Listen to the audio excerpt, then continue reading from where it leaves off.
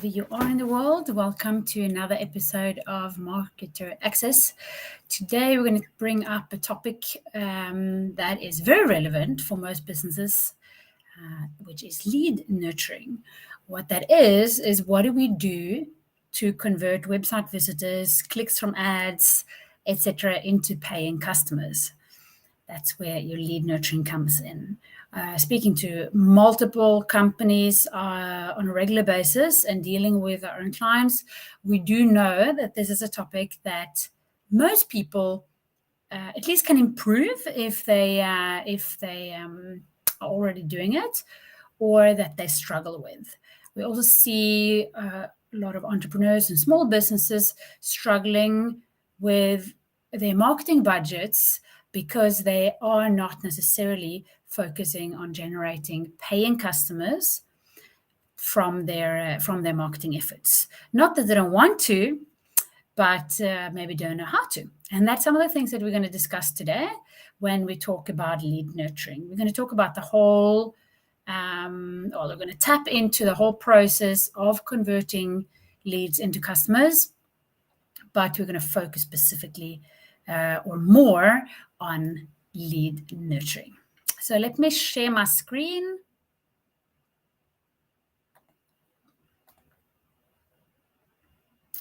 There we go.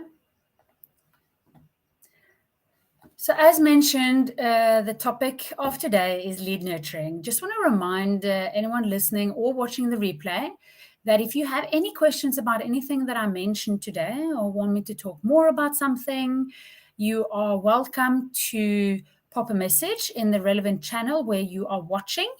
We are live on multiple channels today. So just pop a message wherever you are watching from. That is during the live stream, I will pick up the question. If it's afterwards, my team or I will also pick up the question and make sure that you get a good answer. So this session is for you, even if it is not related to lead nurturing directly, but anything marketing related, possibly also sales related, because those two are very closely connected. So lead nurturing. I'm going to talk about this today. I'm the CEO and founder of Pine Tree Marketing. We are a digital marketing agency based in Cape Town. I'm originally from Norway. I work, me and my team, we work with a lot of entrepreneurs and small businesses and larger businesses, but we have a passion for helping businesses get a proper overview and understanding of marketing, how to increase conversion rates, and the importance of the customer journey, being aware of that. So that is something that goes for any size company, but it's also specifically important for those small companies and entrepreneurs that really needs to make sales and use their budget very wisely. Also, big companies should be optimizing their budgets, so that's why it's not exclusively for small businesses. So that is a little bit what we stand for.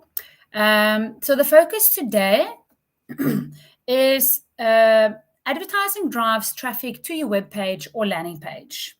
Landing page, I will talk a little bit about in one of the other slides, but not go into detail about that. So if you have any questions about what landing pages should be used for, just pop a message in the chat or the message box.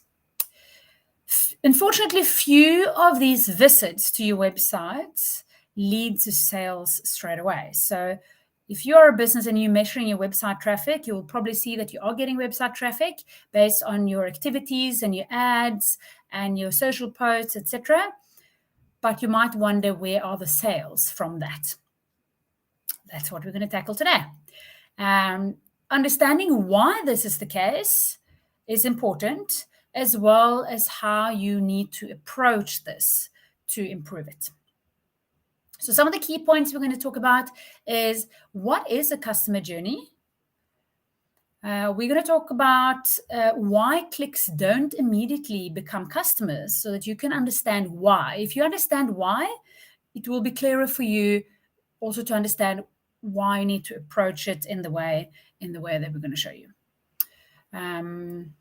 So we're also going to go through the approach that you need to convert clicks into customers. and of course, how to get started. So we're not going for the perfect process, which could be costly and lengthy.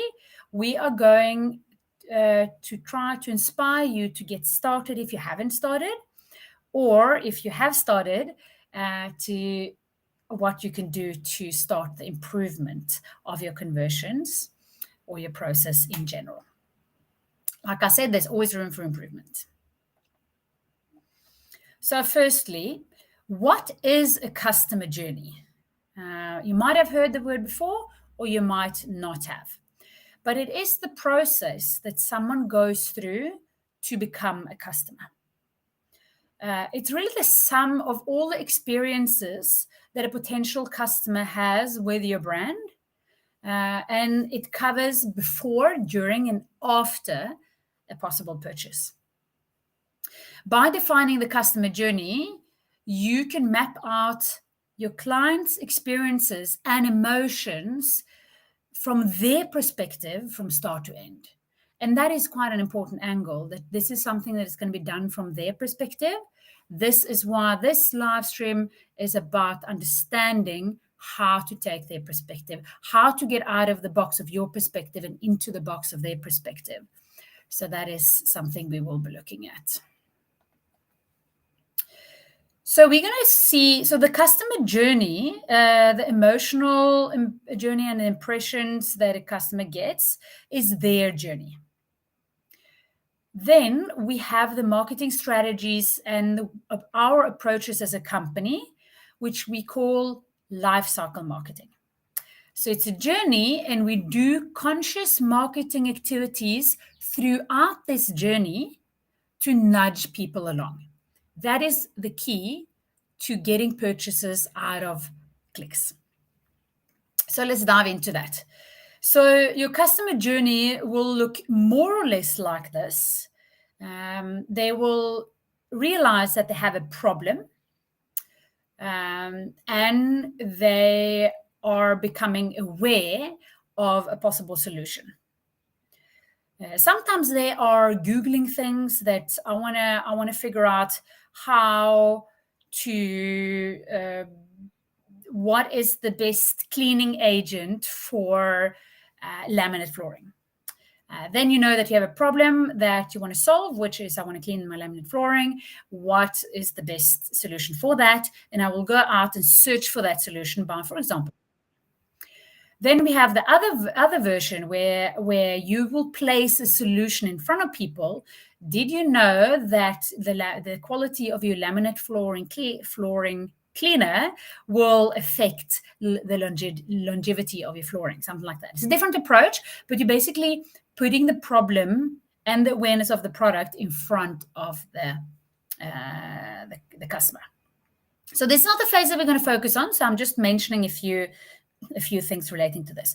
In this phase, you as a company should focus on having good targeting, attracting your ideal clients. So you need to have something that attracts these potential clients to you, and you need to capture them. So this will be your advertising, your social posts, your knowledge sharing, your free assets, your free checklist, your ebooks, your podcasts that are free, everything that you have there that can attract, or a low-cost item. Capturing is essential. Without being able to capture them, we will see that we will not be able to move on to the next phase as efficiently. Capturing them, with that, we're going to go back to landing pages a little bit later, but I'm going to show that in a later slide.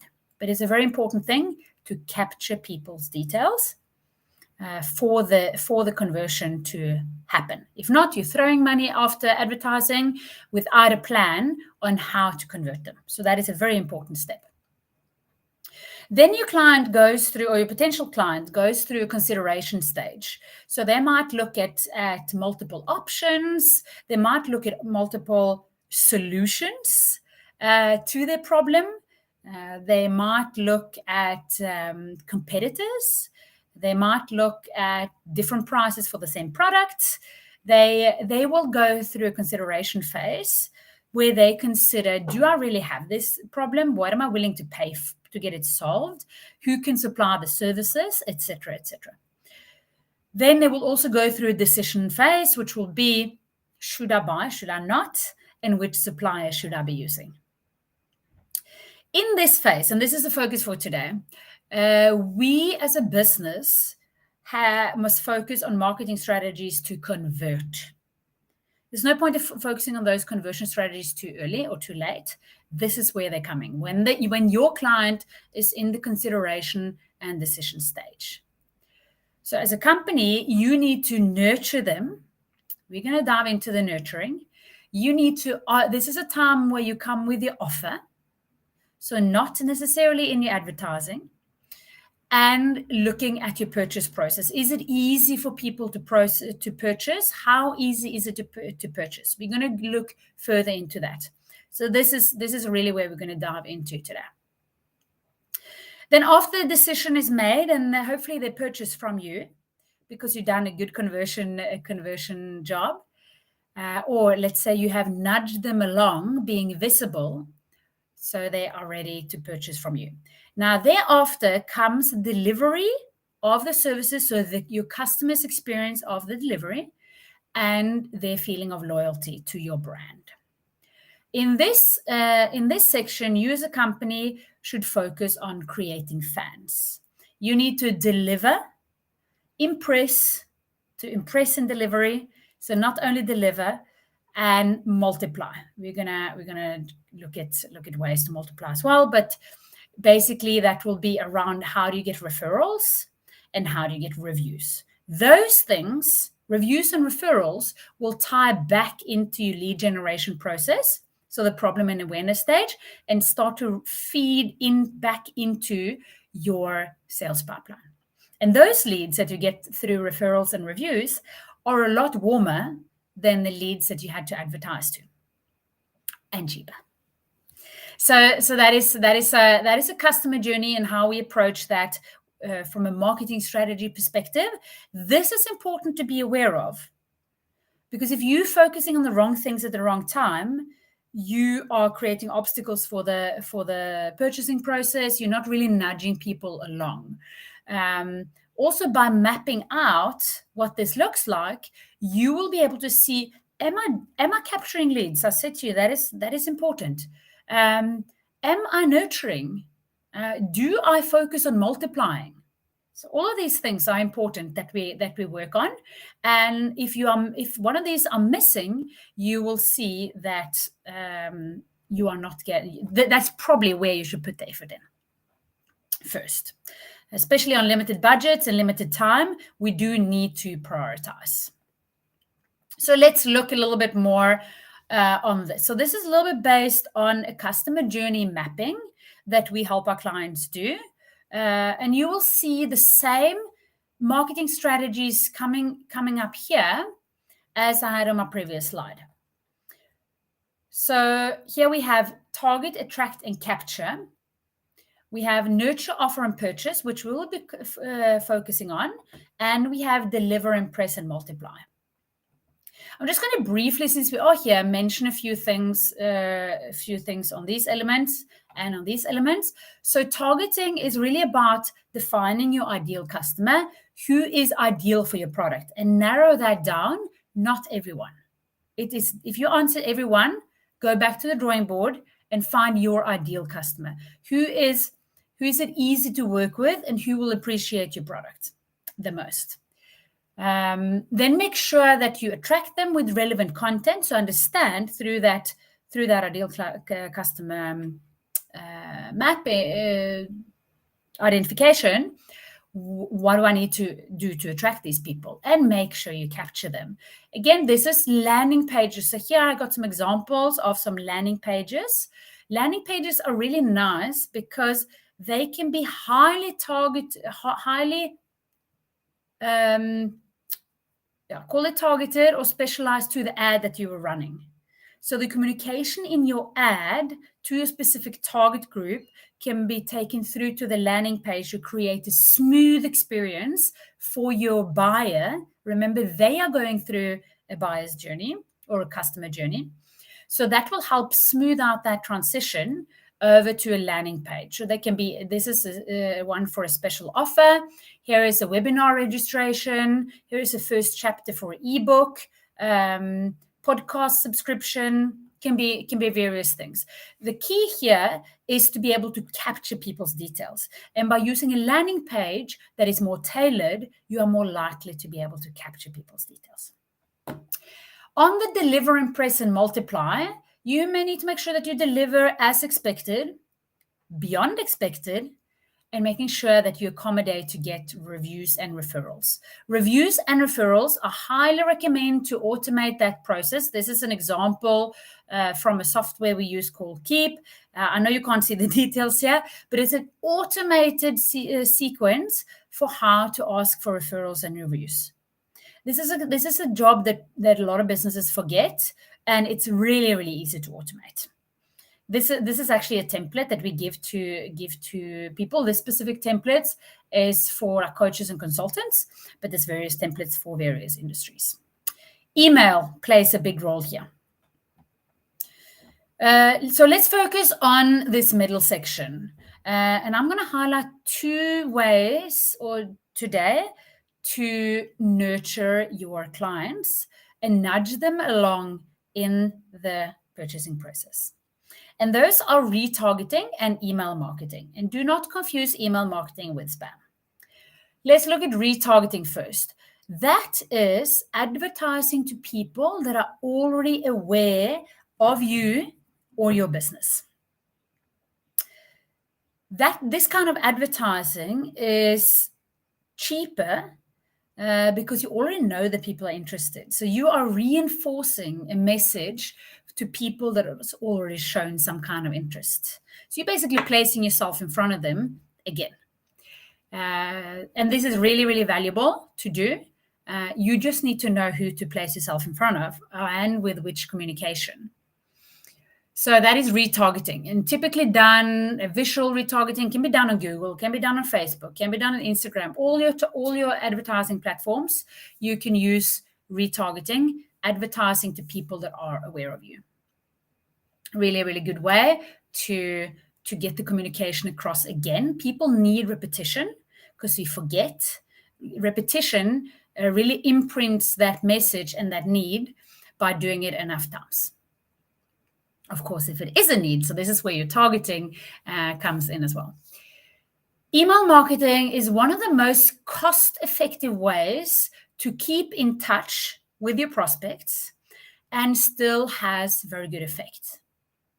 The key is to send the right information at the right time and knowing your receiver.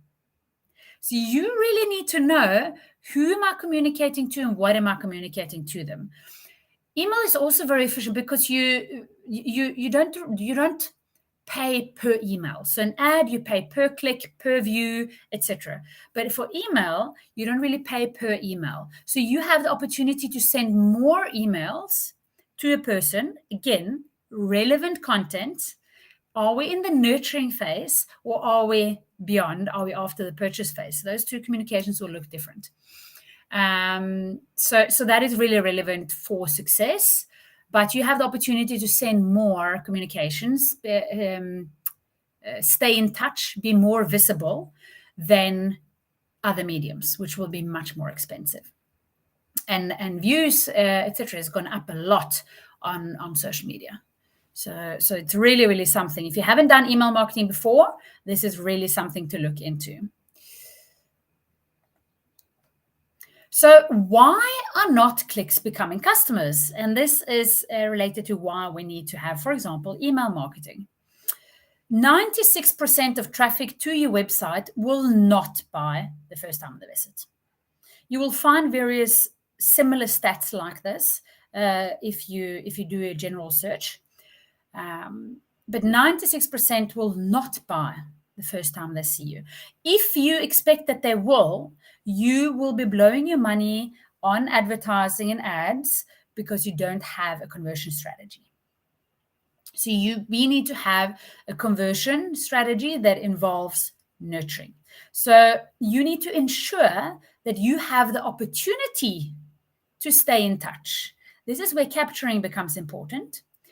to stay in touch over time, to be able to communicate with them, validate their needs, validate the value of your product or service and the quality of your product or service. Why must they choose you? Why do you provide the best value for money? And again, emphasizing the need that they have for your product. To be able to do so, you have to capture the details. To be able to efficiently capture the details, you might, you will want to use a CRM system. CRM system stands for customer management system. So you're managing your relationships with your customers and your customer relationship management system. So it's really important that all your contacts goes into your CRM with where they came from, how did they end up in your CRM, what kind of communication did they receive, what were they interested in, etc. So you can use that information to nurture them efficiently. I'm going to pull out a few stats that I got from an old sales manager of mine many years ago. You might not be able to see clearly, but I will highlight a few of them. 48% of salespeople never follow up with a prospect. So we're talking about marketing, but we're also talking about sales, because marketing needs to drive sales. So we need to understand how can we support sales through our marketing activities.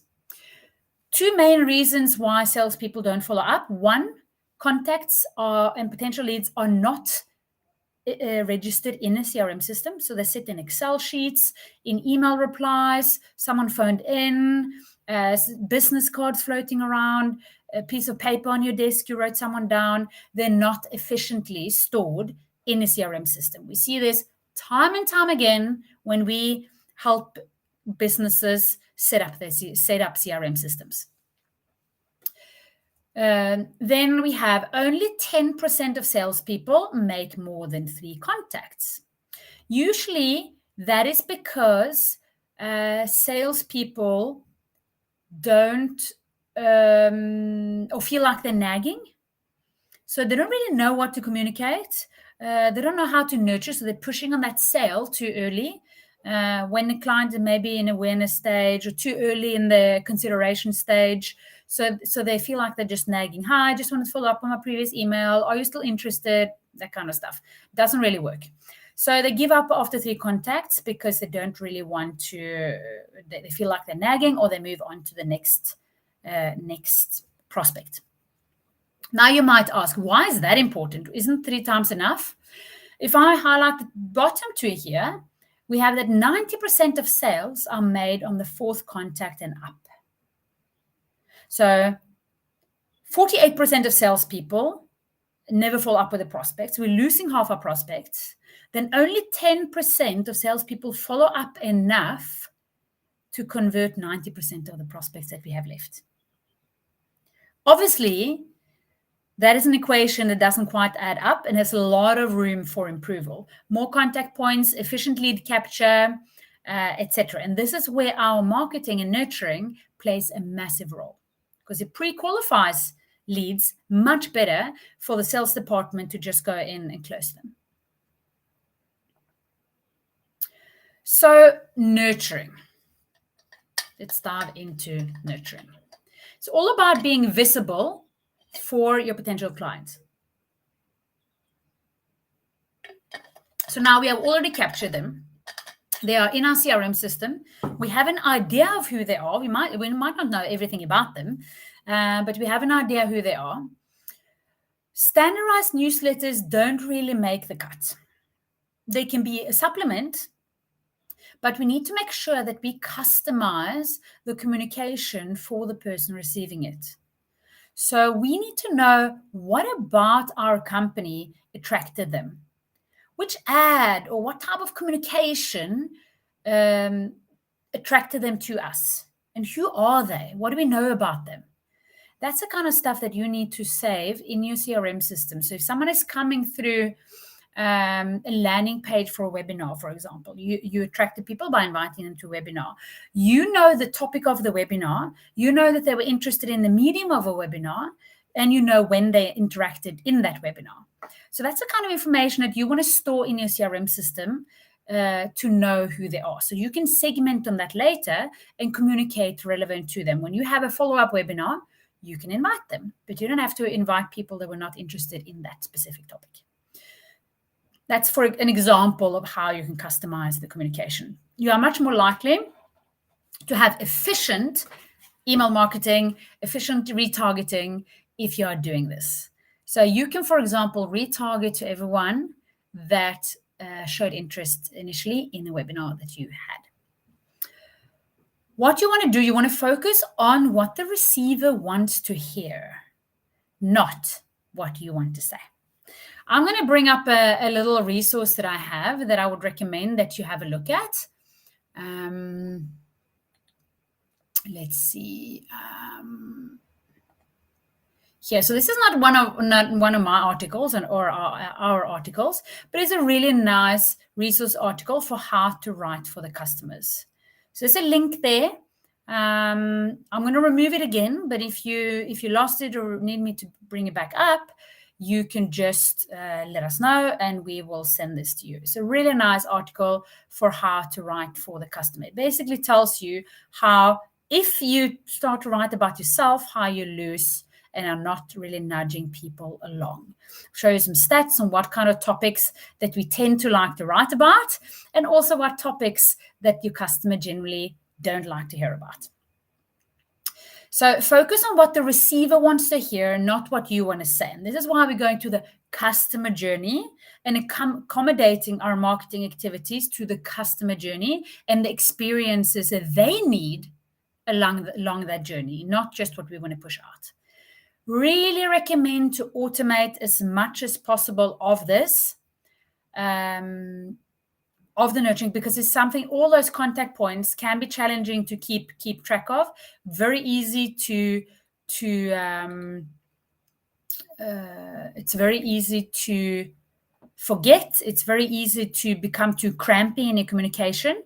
By automating a lot of this communication, you can pre-plan what the customer journey is going to look like. So you can take yourself out of whichever, it's like, oh, I do need 3 more clients before the month end. You don't become desperate because you have a plan and you go and you improve that plan. So that's how you work much better from a client perspective than being desperate from your own perspective when you write an email. And also when you write emails one by one, you will also be take it more personal if they don't reply, and you will take it more personal if they don't do anything. So by having this pre-planned, you really improve the quality of your communication. So as I briefly mentioned at the end of last slide, it's very important to not get stuck in perfection. Get started and then measure what works and not. Again, this is why planning is important. But again, not thinking that this needs to be perfect. Get something going and improve it from there. Your mapping on the activities that you have will help you a lot. So get started and measure what works. Identify which offers and ads that are working. When you in your CRM system registers who comes through, which ad they're coming through, you can track that all the way to who's becoming a customer. Even if it takes 15 contact points, you can see which ad is actually performing better to create customers, not necessarily the one with the most clicks, not necessarily the one with the most views. So you can really, really benefit from tracking this properly, who's becoming a customer. And tracking things like some of the pixels, etc., will not track for the amount of time that is necessary for a purchase to go through, or you're not able to tell that platform like Google or Facebook, etc., that a purchase has happened in an efficient way.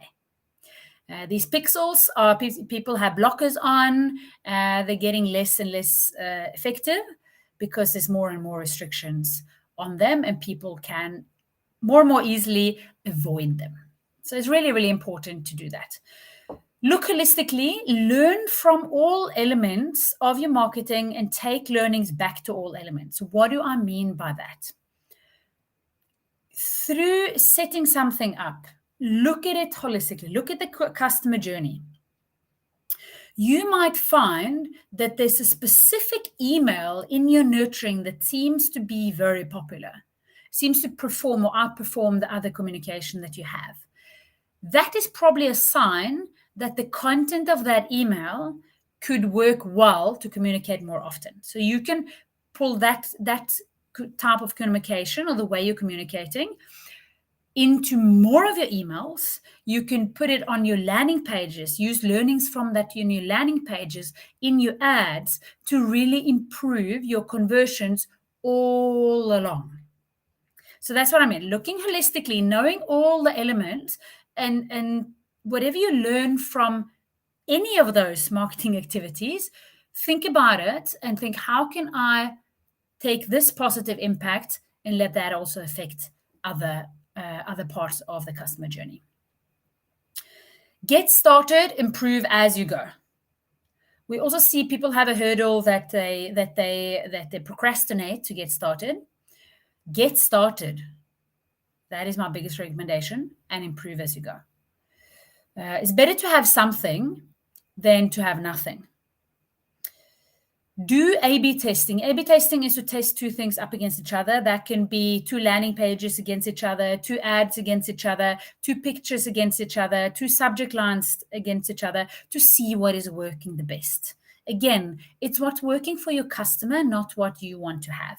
I know there's been studies as well where marketing companies or marketing departments have created these beautiful landing pages or beautiful emails, beautiful websites, and then they've been compared to something that's not as aesthetically pleasing for the designer, but then that might convert better. So I'm not saying create something ugly, but just be humble on what might be working and do A/B testing. So where do you start? Let me just take down my camera so you can see stuff here. Make sure that you have a good definition of your ideal customer. You want to have the right people coming into your pipeline. The customer journey is based on an ideal customer. You can choose who you want to attract. And again, it's not everyone, because not everyone will have the same needs along the customer journey. That being said, you can create multiple customer journeys, but we want to make sure you get started. So let's focus on one at a time. So do you have a good definition of your ideal customer? Do you know which message caught their interest? So this is now understanding what kind of message did they come through? What were they interested in? Why did they end up in your CRM system? Are you communicating what you want to say? Or are you communicating what the customer wants to hear? Remember that article I showed earlier. Are you following up enough? Again, we saw how many times you actually need to follow up. Are you doing that? Recommend to automate. Really, really recommend to automate. If you don't know how to automate and want tips for a software that you can use, we recommend and use ourselves a software called Keap. We do have special pricing on Keap, so make sure that you ask us about that if you want to try it out. It's a lot lower than their official pricing. So just if that is interesting, just make sure that you ask us and we will give you a special price on that. If you have any questions about anything that was said today, anything about lead nurturing, marketing in general, other topics that you would like us to bring up in these live streams, you are, of course, welcome to contact us. I put my personal email up here, our Facebook profiles and my Facebook profiles and LinkedIn profiles for you to contact. You are also live via maybe maybe Twitter or YouTube. So whichever way you want to keep in touch, you are free to do so. So any questions are welcome. I will. That was my last slide. So I'm hoping that you got some good ideas and insights into what you need to do to make your marketing more efficient and do better lead nurturing so that more of your leads can convert into paying customers. Those paying customers lay the foundations for you to do further investments into your marketing. With that, I want to say thank you. Thank you for joining, and I hope to see you again in a couple of weeks.